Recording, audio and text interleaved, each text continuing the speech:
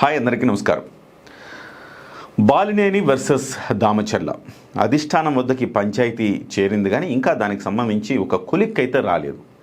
ఇద్దరిలో అలాంటి ఒక భావన, అంటే రై అనే భావన, సై అంటే సై అనే భావన ఇంకా అలాగే ఉంది. ఇంకా ఈ అంశానికి సంబంధించి తెరపడలేదని చెప్పాలి. అయితే ఈలోపు బాలినేని శ్రీనివాసరెడ్డి కోవర్టు అని ముద్ర వేయడం మొదలుపెట్టారు. అంటే బాలినేని శ్రీనివాసరెడ్డి ఈ మధ్యకాలంలో జనసేన పార్టీలోకి వచ్చిన ఒక పెద్ద నాయకుల్లో బాలినేని శ్రీనివాసరెడ్డి ఒకళ్ళు, సామినేని ఉదయభాను ఒకళ్ళు. సహజంగానే పవన్ కళ్యాణ్ గారు అంత ఈజీగా పార్టీలోకి ఎవరిని తీసుకోరు. తీసుకున్నారంటే 100 ఆలోచించి తీసుకుంటారు. అలా ఆలోచించి తీసుకున్న నాయకులే బాలినేని శ్రీనివాసరెడ్డి.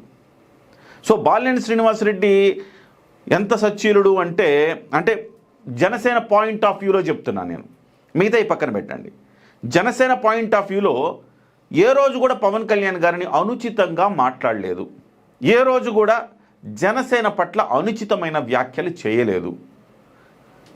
ఒక పేర్ని నాని కావచ్చు, ఒక అంబటి కావచ్చు, ఒక రోజా కావచ్చు, ఒక గుడివాడ కావచ్చు, ఒక కొడాలి కావచ్చు, ఇలాగా వీళ్ళందరూ మాట్లాడినట్టుగా జుగుప్సాకరమైన రీతిలో కానీ, కావాల్సి వచ్చి వ్యక్తిగతమైన విమర్శలు చేయటం కానీ, ఒక జోగి రమేష్ లాగా మాట్లాడడం కానీ ఏ రోజు కూడా ఈయన చేయలేదు. హుందాగా పాలిటిక్స్ చేశారు. మొదటి నుంచి ఒక మంచి అనుబంధం ఉంది. పవన్ కళ్యాణ్ గారు అంటే గౌరవం ఉంది. పవన్ కళ్యాణ్ గారిని కానీ జనసేన పార్టీని కానీ ఆయన ఎప్పుడు టార్గెట్ చేయలేదు. కాబట్టి జనసేన పార్టీలోకి ఒక పెద్ద నాయకుడు కావాల్సిన ఆవశ్యకత ఒంగోలు జిల్లాలో ఉంది. అలాగే నెల్లూరు జిల్లాకు కానీ, ఇటువైపు రాయలసీమ జిల్లాల్లో కానీ కోఆర్డినేషన్ చేయగలిగిన నాయకుడు. కాబట్టి బాలినేని శ్రీనివాసరెడ్డి గారిని అన్ని పరీక్షల తర్వాతే పవన్ కళ్యాణ్ గారు తీసుకున్నారు. కానీ ఇవాళ పవన్ కళ్యాణ్ గారు తీసుకున్న బాలినేని ఒక కోవర్టు అని చెప్పి ముద్ర వేస్తూ ఉన్నారు. అంటే పవన్ కళ్యాణ్ గారి నిర్ణయం సరైనది కాదనే కదా దాని అర్థం.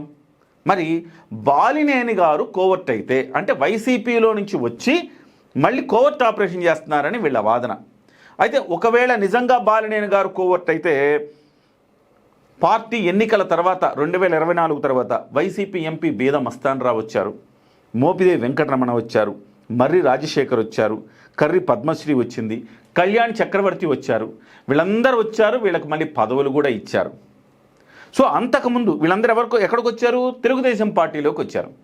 అంతకుముందు కొలుసు పార్థసారథి కూడా తీవ్రమైన విమర్శలు చేసిన వాడే తెలుగుదేశం పార్టీ మీద.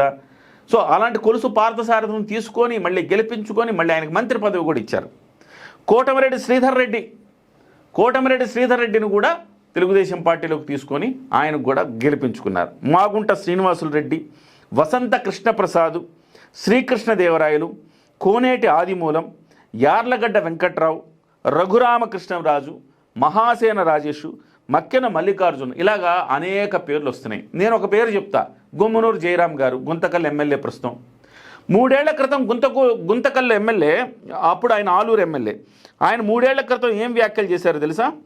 ఇక్కడ బీప్ సౌండ్లు వస్తాయి. అంటే బీప్ సౌండ్లు వస్తే లోకేష్ గారిని తీవ్రంగా తిట్టిన సందర్భంలో టీవీ ఛానల్ వాటిని ప్రసారం చేయలేక బీప్ సౌండ్ వేసింది. అంటే ఏ స్థాయి విమర్శలు చేస్తే బీప్ సౌండ్ వేసుకుంటారు? ఒక్కసారి గుమ్మనూరు జయరాము ఏం మాట్లాడారో చూద్దాం. లోకేష్ పెద్ద మగోళ్ళక జగనన్న తిడితే నాకు ఆంధ్ర రాష్ట్ర ప్రజలు ఓటేస్తారేమో అనుకున్నాడు. మా ముఖ్యమంత్రి జగనన్నని వాడు వీడు అని చెప్పి సంబోధించి మా ముఖ్యమంత్రి జగనన్న ఏ రోజు కూడా ఆ తెలుగుదేశం పార్టీ నాయకులు కూడా ఏ రోజు కూడా వాడి వీడనే ఇలాగా. అంటే లోకేష్ గారిని ఇది ఒక్క సందర్భం కాదండి, అనేక సందర్భాల్లో చాలా తీవ్రమైన విమర్శలు చేశారు గుమ్మనూరు జయరాం. గతంలో ఆయన మంత్రి కూడా. ఆ గుమ్మనూరు జయరాం గారిని పార్టీ ఎన్నికల ముందు తెలుగుదేశం పార్టీలోకి తీసుకుని గుంతకల్లు టికెట్ ఇచ్చి ఆయన అక్కడి నుంచి గెలిపించుకున్నది తెలుగుదేశం పార్టీ. మరి ఆయన కోవర్ట్ కాదా? ఇప్పుడు నేను చదివిన పేర్లన్నీ కోవర్ట్లు కారా? మరి జనసేన పార్టీలోకి వచ్చిన వాళ్ళే కోవర్టులు అవుతారా అని సోషల్ మీడియాలో పెద్ద ఎత్తున చర్చ జరుగుతుందండి. ఈ పేర్లన్నీ, నేను చెప్పిన పేర్లన్నీ కూడా సోషల్ మీడియాలో విస్తృతంగా ప్రచారంలో ఉన్న పేర్లు. గుమ్మనూరు జయరాంని మర్చిపోయారు చాలామంది సోషల్ మీడియాలో. నేను గుర్తు చేస్తున్నా, గుమ్మనూరు జయరాం ఎంత తీవ్రమైన పదజాలంతో లోకేష్ని విమర్శించారు, లోకేష్ గారిని. సో అలాంటి వ్యక్తిని కూడా ఇవాళ గుమ్మనూరు జయరాం గారిని తీసుకున్నారు. మరి అక్కడంతా కూడా వాళ్ళందరూ కూడా కోవర్టులు కాంది. బాలినేని శ్రీనివాసరెడ్డి ఎందుకు కోవర్ట్ అవుతారు? మరి వీళ్ళందరూ కూడా గుమ్మనూరు జయరాంతో సహా వీళ్ళందరూ సోకాల్డ్ పీపుల్, వీళ్ళంతా కూడా జనసేన పార్టీ మీద కానీ తెలుగుదేశం పార్టీ నాయకుల మీద కానీ కేసులు పెట్టలేదా? వీళ్ళందరూ సచ్చీలమైన చరిత్ర వీళ్ళకి ఏమన్నా ఉన్నదా? అంటే లోకేష్ గారినే బూతులు తిట్టిన వ్యక్తి తెలుగుదేశం పార్టీ కేడర్ మీద మీకు కేసులు పెట్టకుండా ఉంటాడా? అన్ని కేసులు బయటికి తీయండి, ఎన్నెన్ని కేసులు ఉన్నాయి బయటికి తీయండి. వీళ్ళందరూ కేసులు పెట్టకుండానే తెలుగుదేశం పార్టీలోకి వచ్చారా? అప్పటి వరకు వైసీపీలో ఉండి జగన్మోహన్ రెడ్డి గారి కరుణా కటాక్షాల కోసం తీవ్రమైన విమర్శలు చేసి కేసులు పెట్టి తెలుగుదేశం పార్టీ కార్యకర్తలను వేధించిన వాళ్ళు ఇవాళ ఇక్కడికి వచ్చిన తర్వాత సచ్చీలు రైపోతారా? మరి వాళ్ళ విషయంలో మాత్రం ఈ రకమైన లాజిక్ మనం అడగకుండా ఒక్క బాలినేని శ్రీనివాసరెడ్డి గారి విషయంలో అలాంటి లాజిక్ అడగటం అనేది ఎంతవరకు సబబు, ఎంతవరకు సమంజసం అనేది ఆలోచించాలి. దీని వెనుక ఒక ఒంగోలుకు సంబంధించి ఇది చెప్తున్నాను కదా, చంద్రబాబు నాయుడు గారికి కానీ లోకేష్ గారికి కానీ ఇది ఎలాంటి సంబంధం లేదు. వాళ్ళు ఇలాగ చేయమని ఎంకరేజ్ చేసే పరిస్థితి కూడా లేదు. ఎందుకంటే చంద్రబాబు నాయుడు గారు పిఠాపురంలో వర్మ లాంటి వ్యక్తిని సైలెంట్ చేశారు, ఇవాళ అతన్ని పక్కకు తప్పించారు పవన్ కళ్యాణ్ గారి కోసం. అలాంటిది ఇక్కడ ఈ బాలినేని శ్రీనివాసరెడ్డి, ఈవెన్ దో బాలినేని శ్రీనివాసరెడ్డిని 2024కు ముందు తెలుగుదేశం పార్టీలోకి తీసుకోవాలన్న వ్యూహం కూడా నడిచింది. కాకపోతే ఇది తెలుగుదేశం పార్టీ జనసేన పార్టీల మధ్య వైరంలాగా చూడకూడదు. కేవలము ఇది ఒక ఇద్దరు వ్యక్తుల మధ్య వైరం. దామచల జనార్దను అలాగే బాలినేని శ్రీనివాసరెడ్డి దాదాపు 2 దశాబ్దాలుగా వీళ్ళిద్దరి మధ్య పార్టీలకు సంబంధించిన రాజకీయ వైరం ఉంది. ఇవాళ ఒకే పక్షంలో ఉండడంతో అది అంతర్గత వైరంగా మారింది. ఇది కూర్చోబెట్టి సెటిల్ చేసే మ్యాటర్ కానీ దీనికోసం ఏదో ఒకళ్ళు చంపమంటే కుక్కను చంపాలంటే పిచ్చి కుక్కని ముద్ర వేయాలంటారు కదా, ఆ రకంగా బాలినేని శ్రీనివాసరెడ్డి గారిని టార్గెట్ చేయాలంటే ఆయన కోవర్ట్ అని ముద్ర వేయటం అనేది ఎంతవరకు సమంజసం? అయితే ఇందులో ఎప్పుడు జనసేన పార్టీకి నేను సపోర్టు, నేను జనసేన పార్టీని నెత్తిన పెట్టుకొని మోసేస్తానని చెప్తున్న ఒక శాటిలైట్, ఒక జర్నలిస్ట్ నడుపుతున్న శాటిలైట్ ఛానల్ బాహాటంగా ఆయన మీద కోవర్ట్ అని ముద్ర వేసింది. బాహాటంగా దామచర్ల జనార్దన్ గారికి మద్దతుగా నిలుస్తోంది. నేను దామచర్ల జనార్దన్ గారికి కానీ బాలినేని శ్రీనివాసరెడ్డి గారికి కానీ ఇద్దరికి నేను మద్దతు ఇవ్వట్లే. ఎవరికి? ఇద్దరి మధ్య ఒక రాజకీయ వైరం ఉంది, దాన్ని పరిష్కరించాలి అధిష్టానం పిలిపించి. ఎవరు కూడా ఏ నాయకుడిని వదులుకోవలసిన పరిస్థితుల్లో ఏ పార్టీ కూడా లేదు. దామచర్లను వదులుకునే పరిస్థితుల్లో తెలుగుదేశం లేదు, బాలినేని వదులుకునే పరిస్థితుల్లో జనసేన పార్టీ లేదు. సో సయోధ్య కుదర్చాలి అంతే తప్ప ఒకళ్ళది తప్పు ఒకళ్ళది ఒప్పు అని చెప్పే పరిస్థితి కాదు. కానీ ఒక వైపు తీసుకొని జనసేన పార్టీతో ఉదయం లేస్తే జనసేన పార్టీతో అంటగాగాలి, జనసేన పార్టీ నుంచి ప్రయోజనాలు పొందాలి, పవన్ కళ్యాణ్ గారి పేరు చెప్పుకొని లబ్ధి పొందాలి. చివరికి పవన్ కళ్యాణ్ గారు ఆయనకి పుట్టినరోజు శుభాకాంక్షలు కూడా తెలియజేస్తారు. అలాంటిది జనసేన పార్టీని దెబ్బతీసేలాంటి వ్యూహం ఎందుకు ఆ ఛానల్లో ఆ మహాకుట్ర ఎందుకు జరిగిందనేది నాకు అర్థం కావట్లా. ఇవాళ బాలినేని శ్రీనివాసరెడ్డి గారిని కోవర్ట్ అనే ముద్ర వేసి టార్గెట్ చేసే ప్రయత్నం చేస్తూ ఉన్నారు.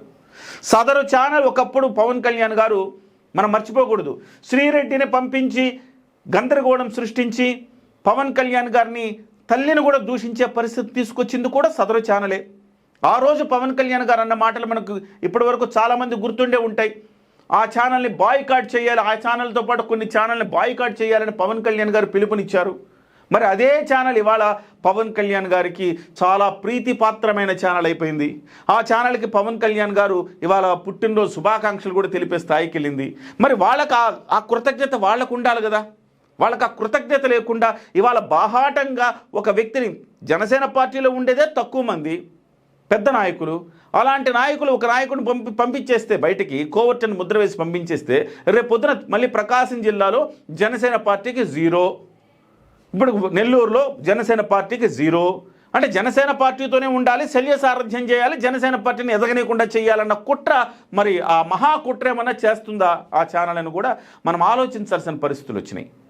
ఇవాళ వాళ్ళది తప్పు వీళ్ళది తప్పు అని చెప్పే పరిస్థితి కూడా లేదు. డెఫినెట్గా రాజకీయాలు అన్నప్పుడు ఒకళ్ళ మీద ఒకళ్ళ కేసులు పెట్టుకున్నారు. డెఫినెట్గా అది 2014 నుంచి 19 కాలంలో బాలినేని మీద వాళ్ళు పెట్టారు కేసులు. సో 19 నుంచి 24 మధ్య వీళ్ళు పెట్టారు దామచర్ల మీద కేసులు. కానీ రెండూ జరిగినాయి.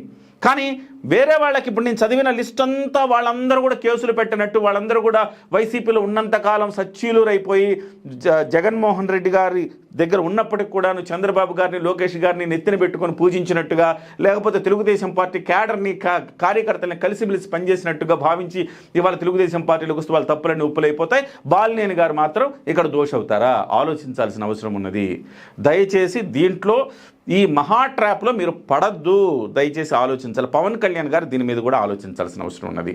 సో బయటకేమో దోస్తీ చేస్తారు, లోపలేమో కుట్రలు చేస్తారా అనేది జనసేన పార్టీ శ్రేణుల నుంచి వస్తున్న ఒక ప్రధానమైన ప్రశ్న. ఆ ప్రశ్నకు సమాధానం జనసేన పార్టీ ఎత్తుక్కోవాలి, పవన్ కళ్యాణ్ గారు ఎత్తుక్కోవాలి.